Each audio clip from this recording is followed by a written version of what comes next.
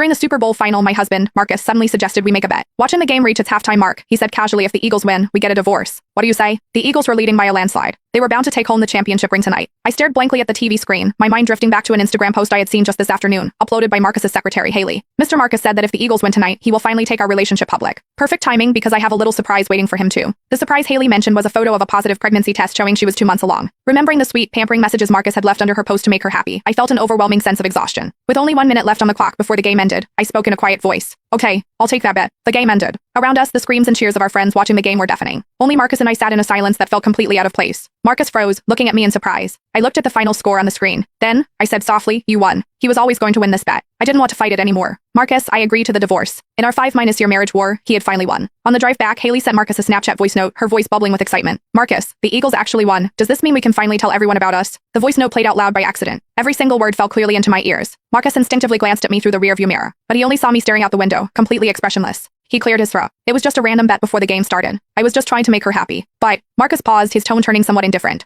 Since I've been with her for so long, I guess it really is time to marry her. I gave a quiet have your lawyer draft the papers. Seemingly not expecting me to agree so easily, Marcus was slightly taken aback. Then he said, there's no need to rush it like this. I met his gaze calmly. We wouldn't want to delay your big announcement. It's better to sign the papers as soon as possible. After all, she's been waiting quite eagerly. I wasn't lying. Haley had been with him for 3 years, but she had never gotten the chance to show him off publicly. As long as Marcus and I were married, he couldn't bear to let Haley be labeled a homewrecker. Marcus stared at my face, trying to read my expression, but I was too exhausted. I just closed my eyes. I didn't want to say another word. As we neared the house, Marcus suddenly said, the power went out at Haley's place. She's terrified of the dark. I need to go over and keep her company. Okay, just draw me off at the next intersection, I said, not even looking at him. I was already too used to this. Marcus hesitated. Only after I stepped out of the car did he say, I might not come back tonight. I nodded, my face completely calm. Okay? After Marcus's car drove away, I stood on the sidewalk for a while. My phone buzzed. It was a Snapchat message from my best friend, Amber. Did you and Marcus leave early? I can't find you guys at the party. Marcus had hesitated for a long time about coming to this game tonight. Maybe out of guilt or maybe remorse, he had still ended up coming with me. I replied to Amber. Yeah. Amber replied instantly. Because of Haley? Why won't that girl just disappear? She's just a secretary. Has Marcus lost his mind? Maybe he had. I didn't know when things had started to change between Marcus and me. When did it begin? Probably when his work got too busy, and we talked less and less.